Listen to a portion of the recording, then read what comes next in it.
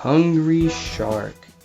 Hungry Shark Evolution and World is, in my opinion, an absolute gem in the mobile game world. Made by Ubisoft, these mobile games have a special place in my heart for being the thing that got me into sharks. The second I played Hungry Shark Evolution on my dad's laptop, I was hooked. Get it?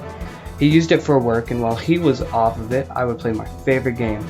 I wanted to see what the real life versions of the sharks looked like. It was just so fun to swim around and eat everything. Wanted to get the biggest shark, but the one that interested me most was the Dunkleosteus, also called Big Daddy. No, not that one. This one.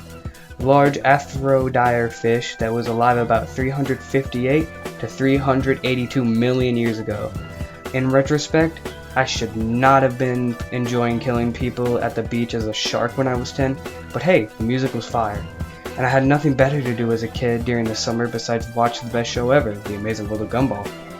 Sadly, tragedy struck when I broke the computer that my dad owned. I picked it up, and just as I was about to give it to him, I dropped it. The computer failed to turn on, and I was extremely sad. That was the end of my journey with Hungry Shark Evolution, but not the end of my Hungry Shark adventure. You see, there was another Hungry Shark game that gripped my attention just as much as the last one. Hungry Shark World. Hungry Shark World was a game that I installed on a phone that my dad let me and my sister borrow. I only got to the medium-sized sharks before quitting most of the time, but it still reeled me in with new graphics and a new map system. I was hooked. Eventually I got bored of it and stopped playing entirely, but that ends now. Today I'm going to tell you all about this game that shaped me into the ocean-loving fanatic I am today. For gameplay footage, you might see this little thing located right here, and that's because my phone is so old I just can't screen record at the time, so I had to download an app to do so. Let's start with the first and my personal favorite of the two, Hungry Shark Evolution. Once I downloaded it, I got met with the tutorial, and while you see me wander around about on my first swim, let me tell you about all the dangers of the sea. We got seals that like to nibble on your flesh, we got bombs, jellyfish, and whatever this was. There's also things you need to look out for, such as depth pressure and underwater currents that are a lot easier to maneuver than Hungry Shark World. I could see how this game held my attention as a child, but I swear that there were so many more sharks when I first played. Compared to Hungry Shark World, there are barely any. What it doesn't have in regular sharks, it makes up in these cool sharks with all these different abilities. Just look at all of them. You do need bigger sharks for destroying cages, going deeper, and eating other sharks. And sadly, you need to max level your current shark to unlock the next. Oh, there's the Big Daddy I mentioned. There's also upgrades, pets, cosmetics. Cosmetics have unique bonuses and also do some things for you, such as the laser. Guess what? It shoots lasers. Or the shark vortex that pulls in enemies. The pets eat things for you and also give bonuses depending on which one you pick. I picked the baby Reed. He's my son and his name is Gerald.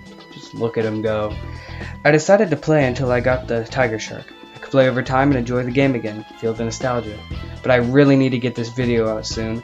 So time to grind 50 games and... wait, what? I already got it? This game is not hard! Sorry. It only took me a day to get the bull shark compared to how long it took me to get the middle sharks in Hungry Shark World.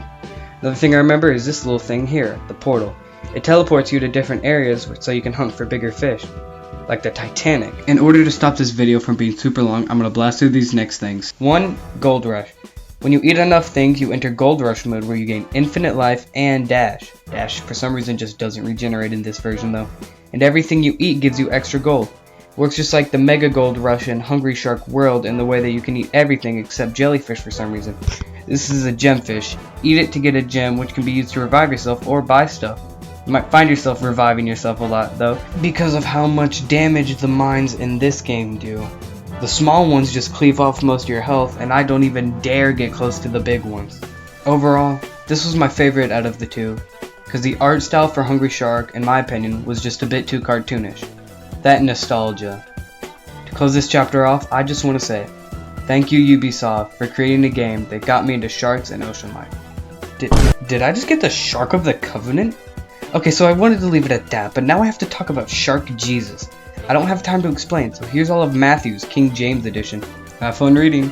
Finally, Hungry Shark World. As the name suggests, you get a full world to experience this time. But not only is there a new world with different places like the Arctic, there are tons of sharks, and there are new classifications for each. And remember when I said, well, this game is hard. The longer you survive, the more deadly the surface becomes, with the bombs becoming bigger and yellow, more jellyfish spawning, and finally a great white shark that'll just spawn out of the blue. Get it? I would try to get the tiger shark like I did last time, but it would actually take me forever, so the middle sharks is what we settle for. The gem's gone to lean during development and turned purple. This game is fun, but it does have some downsides. One, sharks are way more expensive. You have to eat in order to unlock the ability to buy sharks. It's a lot harder to get gold rushes, you have less health, and cosmetics and pets are way more expensive. Chris is my favorite. Say hi, guys. You get to rainbow trail during a gold rush, or they just straight up cost gems. There are tons of things that can kill you everywhere, including edible plastic. That makes it more realistic, so it's not that bad. Cut the plastic bit. The game makes this up with mega gold rushes that let you eat anything from mines, big mines, whales, and other sharks. Everything gets put on the menu. Truly a seafood diet. Get it? You build this bar by getting gold rushes, and then after it gets full enough, and you get the last gold rush, bam, mega gold rush.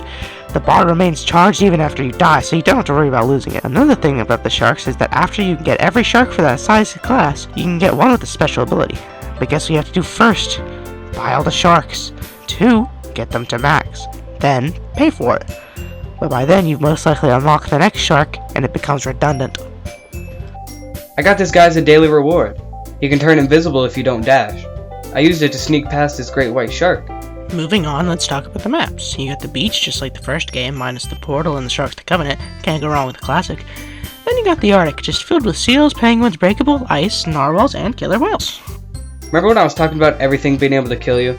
I wasn't joking. In the Arabian Sea. This place is just like the beach, except I didn't go to the surface as much. This place is probably for higher level sharks because most of the sharks here were large. And there's this, which also needs a large shark. You get these map by unlocking sharks. I wasn't able to unlock the South China Sea, but I'll put some footage down to show you what it's like. This game was more of a placeholder for the hole that losing the first game was. And you may ask, why didn't I try to find it when I was younger and had my dad's phone? Because I was stupid, that's why. The game is great though, and I still love it to this day for being such an amazing boredom killer. But I still hold Hungry Shark Evolution in higher regards. The only way Hungry Shark World could win is if the beat is better. Yep, Evolution wins. Thank you so much for watching, and thank you Ubisoft for such great games. And thanks to DJ HP for coming along and recording some of the lines and helping me with the making of this video. Have a good day, good evening, or good night, and I'll see y'all later. Love you all. Goodbye.